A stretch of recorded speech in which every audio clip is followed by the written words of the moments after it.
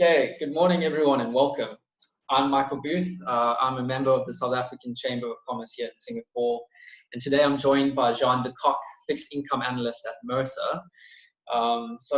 Morning Jean, first and foremost. On behalf of the Chamber, I'd like to thank you for taking the time to speak with us this morning. This interview is part of our digital initiative to introduce South African professionals in Singapore to the wider business community, and I'm really glad to have you on this morning. Thank you. Thanks, Michael. Thanks for having me. Great. So we've prepared a list of questions I've got here, and I think it would be great if we could just start with your background. And you could tell us a bit about yourself, where you grew up and school, etc. Sure. So I was born in Cape Town, grew up in the Republic of Hout Bay.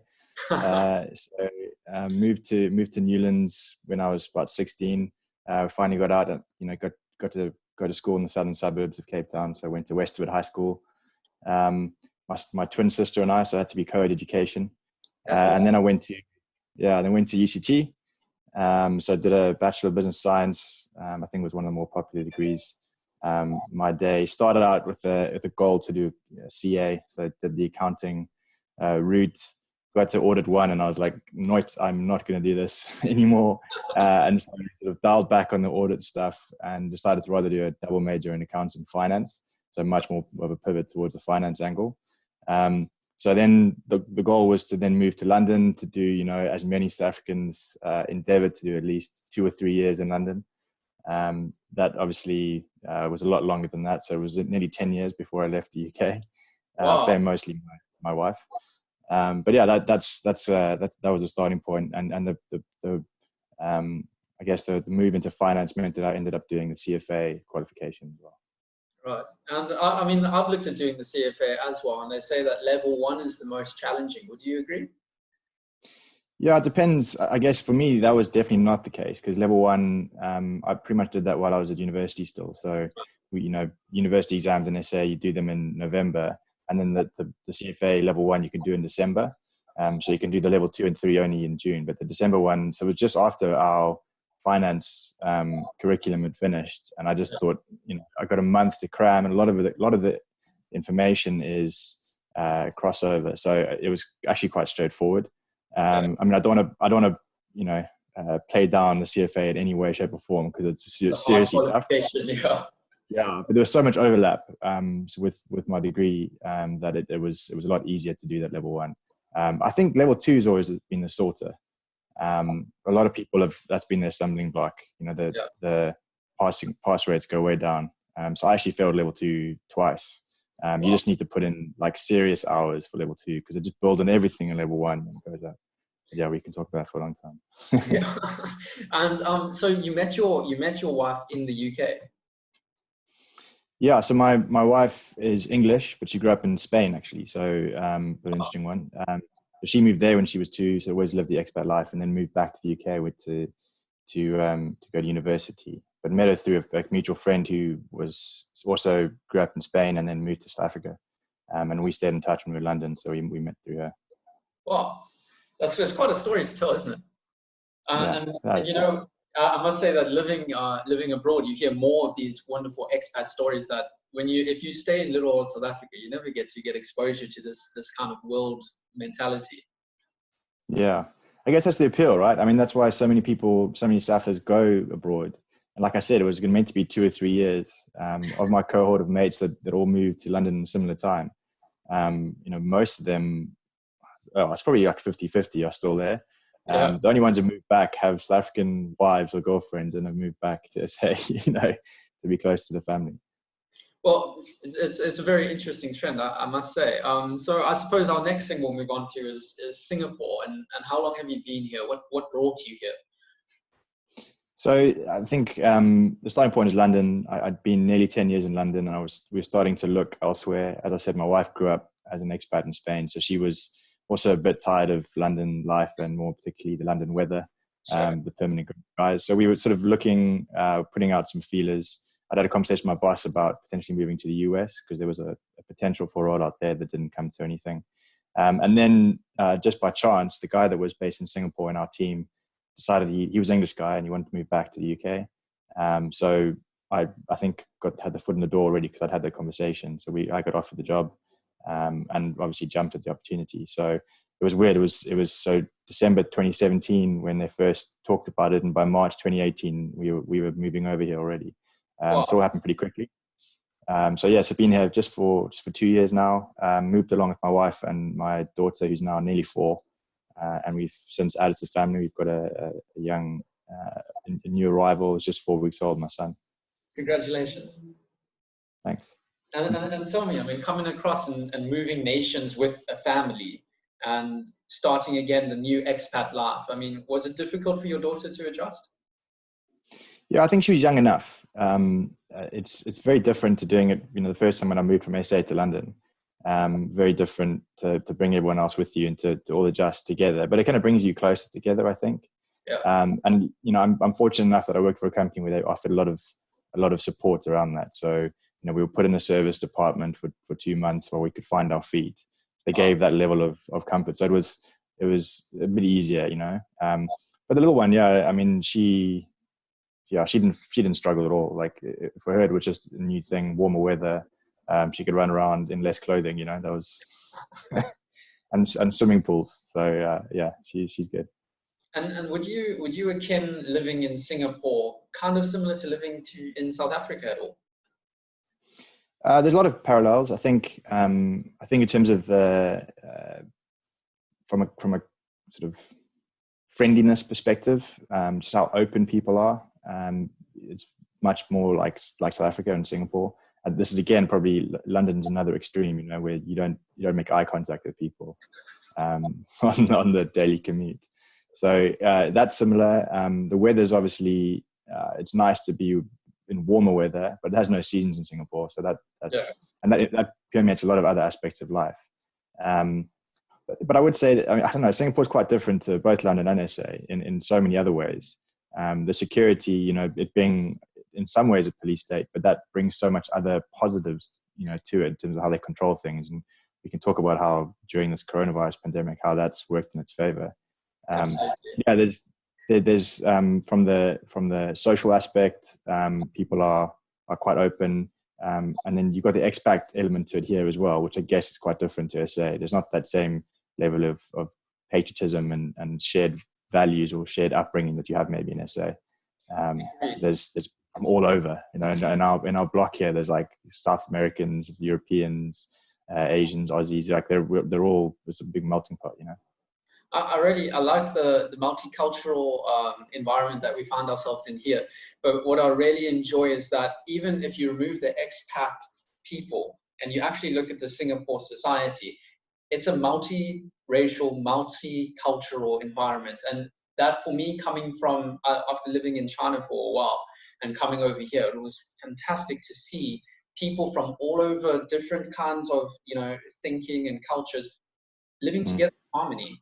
And for me, that brought a lot of like a great sense of home. I like that. And I like you said, there's a lot we could probably learn from it. They've tried it in terms of the social aspect in the UK, bringing people of different classes to live together. They forced kind of zoning laws so that, they couldn't just be rich areas and poor areas. And it's in Singapore, it's the same, it's all so intermixed, not just the different cultures. Singapore isn't dominated by one culture or heritage. And so that definitely adds to it. I love it. It brings a vibrancy to it. I enjoy it. And anyway, we can talk about this forever because then we're going to get into food, and the food here is actually pretty good. All Singaporeans love talking about food. Let's go forth. So the next thing we'll be going into then is your work. Can you tell us more about your role that with Mercer here and the type of things that you're focusing on at present? Sure. So I'm my role is a fixed income manager researcher. So Mercer is an investment consultant. It's actually the world's largest investment consultant. And essentially what Mercer as a company does is advises large asset owners. So such as, big pension schemes, sovereign wealth funds, large corporates, endowment funds, about how to manage both their assets and their liabilities. So it grew up from a pensions management business on sort of risk consulting side, and then grew into how those pension funds should manage their assets. So that means it's the asset side is very important. Finding different managers to manage these pools of money, and so my job more specifically is to help them find a healthy lineup of fixed income managers. So depending on what we identify as the appropriate risks or the appropriate types of strategies they should be following, which we get involved in to some extent, but my role is much more the final level, interfacing with asset managers and deciding who does a good job in certain areas. Right. And is your focus mainly on Asia Pacific, or is it a global view for these pension funds? Are the pension funds based in Asia? It's a bit of both. So we have a global setup. So there's researchers based in Singapore, London, all throughout the US and Australia. And we focus largely on our geographic areas. So in Asia, as you'd expect, a lot of the asset managers are managing Asian-focused strategies. They're looking at the companies that are issuing debt on the ground here in Asia. So that's a large part of my focus, but also speaking to clients about global fixed income strategies. So it might be in my time in London, we covered some of the larger asset managers there that had global strategies, and there might be an Asian client that's interested in investing in one of those. So we help talk to them and educate them on the pros and cons of one manager or one type of strategy. Fantastic. And I mean, when you were sitting with the managers, would you say that not only reviewing their historical performance as well as, questioning specific, decisions that they made, is it a psychological process really? Yeah, it's a good bit of art and science. There is an aspect of you get a sense for a person. So it's a challenge at the moment because, doing these interviews or meetings over a conference call, you lose some of that, being able to understand not just from an individual perspective, but the way people work together. That's obviously very important in managing a portfolio of assets. You need to have sufficient challenge and all those types of things. So you need to see how a team dynamic fits together, and you can get a sense of that from a meeting room if you drag it out, if you're asking some tough questions that they have to, you want to see them disagree on something almost in the room. So that's definitely a psychological aspect, yeah. That's very interesting, because especially hearing about, managing these huge amounts of money, the responsibility that comes with that, you can have the knowledge, but do you have the character to manage that in stressful times, which is, as you say, hard to really tell by just looking at a paper. You need to look at a person. Yeah. Interesting. Yeah, it's really good. And you asked a question about what we're focusing on at the moment. I guess that is, this is there's been a lot of risk, a lot of volatility in markets. And so, a lot of my time now is spent keeping up to date with the managers that I do cover, and the strategies I cover, and see how they've done. We've got a sort of buy list of strategies, and I've got to stand behind them and say, I still believe in these guys, and hopefully the performance and how they've reacted to this market environment, it strengthens that conviction rather than makes me doubt them. So a lot of that time, you're always questioning, your buy list. So that's keeping us busy, and our clients are keeping us busy, asking questions about what they should be doing because there's so much movement. Absolutely. There's a lot of panic at the moment before the volatility in the markets. And I do think that your role specifically is probably crucial right now in ensuring that people's money is actually really cared for. People trust the pension fund who then entrusts you, and that's a lot of responsibility on your shoulders. Yeah, I think we're fortunate in that regard that we have a long-term horizon for most of our clients. They're institutional money. Right. So, in a sense, they can't move as quickly as some of the high net worth individuals or individuals that are just investing, from their savings accounts or whatever, retail money, because that's, fast money in our world. So we work on a long horizon. We look at, through a cycle, investment strategies that work through a cycle. So that, that's a good starting point for us. Sure, we do have to point out opportunities, tactical allocations. And so that is as you say, they're huge pots of money. So it's important to help clients make the right call. And a lot of that time just saying, don't do anything, like don't panic, don't sell. That's a long conversation to have. And obviously some investors see their investments going down on a mark-to-market basis and they get twitchy. Yeah, so a lot of our job is trying to fan those fires too much. I hear you. I actually echo your sentiments because I'm doing a lot of the same at the moment as well in my role. But now I wanted to ask you, we touched on how the COVID-19 has affected your work so far, just in terms of now shifting to a digital platform, video conferencing. Has there been any other massive noticeable changes? And what are your key takeaways from those changes so far? So I guess, like I say, I'm quite fortunate in that we have an institutional mindset in our client base. So I'm also fortunate that I work for a large listed company. So it's a big MMC is the parent company for Mercer. And so they have the resources from an infrastructure perspective that we can be supported to work from home. So there's been some strains on the infrastructure in terms of the sheer number of people. So they've had to roll out a few different systems and various different VPN points, more than they had before. But they've been able to do that and react fairly quickly. So I've as a researcher, have worked from home significantly in the past. So I'd probably do it once every 2 weeks kind of thing, just in the normal course of work, just get my head down and write some of my notes up. So I'm lucky in that sense. I haven't been too impacted. I think others have been more impacted. It more comes to, the meeting point, like I was talking about. Yeah. And clients, interaction with clients, that's the challenge, I think. There's the email traffic. I'm sure you've noticed this as well. It's like I've never seen before. You're getting 5 times as many emails. Everyone's got an opinion on what's happening. Yeah. The market impacts. So keeping up to date with everything and sifting through, some of the good stuff from the not so good stuff is a real challenge as well. Yeah, overcoming the noise, really. There's a lot of noise in the market.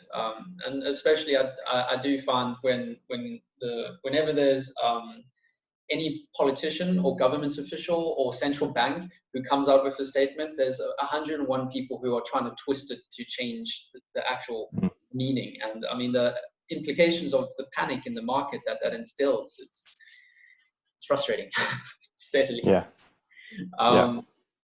Cool. So our next question for you would be, what is your advice for consumers to weather the storm? It can just be more of an opinion than advice. Yeah, we've got to be careful not to give direct advice. I mean, we've said it already. We've discussed it. I think the best thing we can do is not panic. There's a lot been written about market liquidity. This is across all asset classes. The role of market makers or investment banks since the global financial crisis has meant that there's not as much depth in almost all markets compared to 10 years ago. And that's really come home to roost in this sell-off.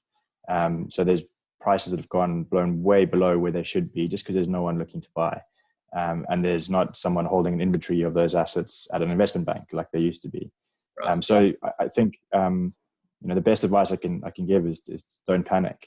We're speaking to, as I say, asset managers who this is their job day to day. They're in the markets, and a lot of them, they haven't been able to react quick enough. And this is what they do. They can't find a mark to sell some of the assets, even if they think they might want to sell it. So it's the worst time to sell. If you've not been able to react quick enough by now, it's too late. So you might as well take your losses and then start looking for some opportunities. There's some stuff that probably looks quite attractive at current levels. That's the only thing I can think of in terms of advice. I'm not exactly bullish. All in, I think there's more risks out there, but there's some parts of the market that are probably underpriced, below fair value. So there would be a lot of opportunity in the market, and some people are saying they're akin this whole sort of process as everything's on sale at the moment. So you should buy and just hold to see what happens in the future. So there's a lot of speculating going on. But there's a very specific word that South Africans will understand that I can't really use with my British colleagues at work, is when you say sit fast. Yeah. Yeah, we all understand what that means. Just sit fast for now. Yeah. All right. So moving on to South Africa and the South African economy, I know this is probably outside of your scope of what you've been looking at day to day for your role, but I'm sure you have an opinion. recently Moody's joined suit with Standard & Poor's and Fitch in downgrading South Africa to junk status. And my question for you is, what does that actually mean to people in South Africa and the South African economy? It's an interesting question, because if you'd asked this question in a normal market environment, the answer could be a bit more definitive and probably a little bit different to what it is now. So I think, so just to set the scene there, I guess, back in 2017, when we had all that hoorah with the finance ministers chopping and changing with Jay-Z, that was when Fitch and S&P acted and put us down to junk bonds. So Moody's held fire. They thought there was enough positive stuff, baked in somewhere. I'm not quite sure. They didn't quite pinpoint exactly why. And it's because Moody's model is quite different to how Fitch and S&P do it. They have a much more qualitative aspect. Moody's is a bit quantity in terms of how they look at their modeling for credits, for modeling credit risk. So what happened then, finally, Moody's said, okay, now that all the South African growth forecasts and everything have gone down, we need to put this down a notch. So 27th of March, put down, as you say. Fitch actually moved again after that, just 3-4 days later, and notched us down further into junk.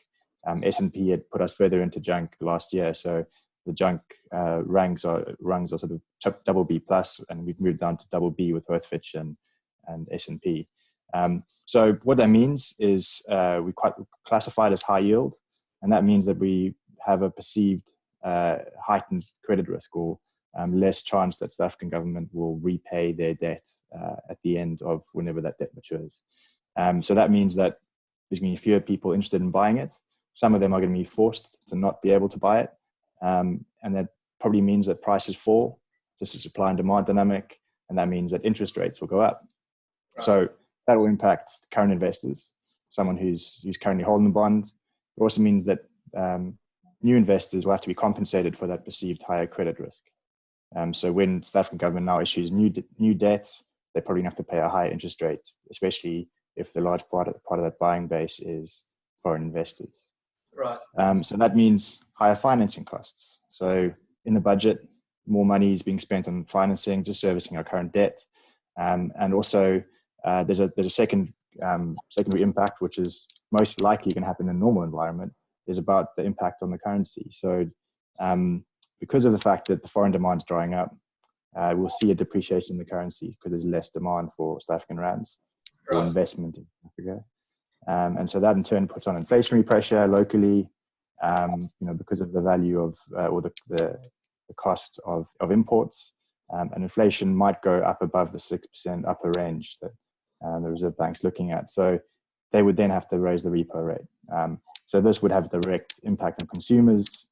So it's a long way to get there, but on consumers, then your mortgage rates and everything might go up. So the difference here, well, the cost of living. So your holidays and everything get more expensive because of the rand's depreciating. We've seen that already. And then it'll come home to bite in terms of your mortgage rate and all of your financing, your lending costs, which hits not just the consumer but the corporate SA as well. Absolutely. There's a nice aspect to this COVID-19 timing, though, on two fronts, two most obvious fronts. The one that I said about forced selling, index providers. So FTSE is the custodian of the World Government Bond Index, the WGBI, and there's about $3 trillion that follow the WGBI. South Africa was a small percentage, is still like 0.5%. So the estimate is there's about $14 billion that will have to flow out of South African bonds if WGBI excludes us, and they have to exclude us now that Moody's put us below investment grade as well. So that's going to happen. The nice thing is that those rebalancing is meant to happen every month at the end of the month. So the Moody's announcement was on the 27th, and on the 31st of March, we were meant to be kicked out, and there would have been a huge flow of money going out. But that's been put off until the end of April. So now foreign investors have a whole month to get rid of those bonds. So that will be a more staggered impact, which is good. So less panic. A staggered sell-off, as you say. So That's good. Yeah. In terms of institutional investors that are investing in South Africa, then they will have a mandate. Obviously, a lot of pension funds will have a mandate to invest in only investment grade bonds. Now they will be forced, as you say, to sell us off, and the total amount of that money to now leave South Africa. How much do you think roughly that would be as an estimate? Well, that 14 billion is just kind of passive flow. So that's investors that are benchmarked against the WIGB, okay, 3 trillion number. So if that weighting is they've got exactly the benchmark weight, there's 14 billion. So that's a huge number. There could be others, you know. And this is again this normal environment versus the current environment. In a normal environment, it's all about relativity. So other BB or BB plus rated bonds. An example is Brazil. So they're actually one notch below South Africa in terms of their average credit rating, but they're offering 16% on their bonds. You know, South Africa's 10-year bonds is currently 11%. Just to give some, it went up to like 12 point something, but it's now back to 11. So we're not as attractive there. Another one is Greece. So Greece is same BB rating, and I think they're on like 17 and a bit percent. So we might expect our bonds to blow out to those kind of levels on a comparative credit rating quality. But then the benefit of this market is that we're now looking at SA versus other DM. So, you know, think about Singapore where we are. The 10-year bond is about 1%, yielding 1%. UK is like 40 basis points. You know, Europe is negative. The US is below 1% now. I think it's 72 last time I checked. Yeah. So it's very low interest environments. Yeah. Yeah. So relative to that, you know, 11% offering on South African bonds actually seems quite attractive. So that might entice some investment.